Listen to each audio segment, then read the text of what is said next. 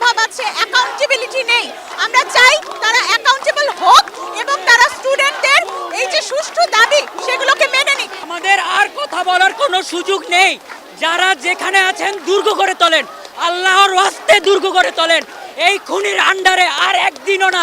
রক্তের বিনিময়ে আমরা বসবো, আমাদের ভাইদের সাথে আমরা এই গাদ্দারি করব। আমরা কি আমাদের ভাইদের সাথে গাদ্দারি করব?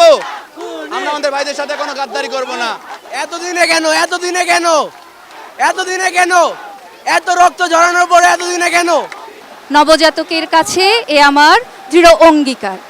অবশেষে সব কাজ শেষে আমার দেহের রক্তে নতুন শিশুকে করে যাব আশীর্বাদ, তারপর হব ইতিহাস। আজকে আমরা ইতিহাসের কাতারে সামিল হওয়ার জন্য এইখানে দাঁড়িয়ে আছি, ইতিহাস রচনা করব বলে।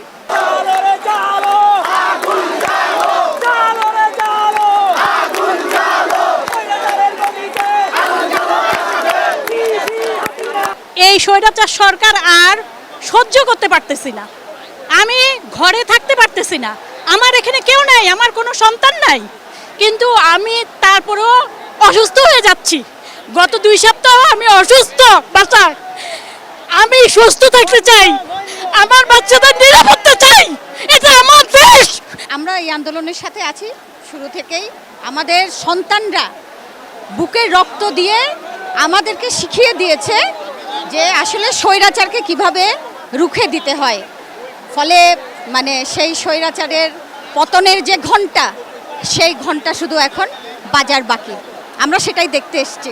দাবির জায়গায় একটাই, 9 দফা এখন কোনো দাবি নাই, দাবি এখন একটা। এবং এটা শুধুমাত্র স্টুডেন্টের দাবি না, এটা জনগণের দাবি। এটা জনগণের দাবি। দফা 1, দাবি 1, স্বৈরাচারের পতন চাই। আমরা বসবো না।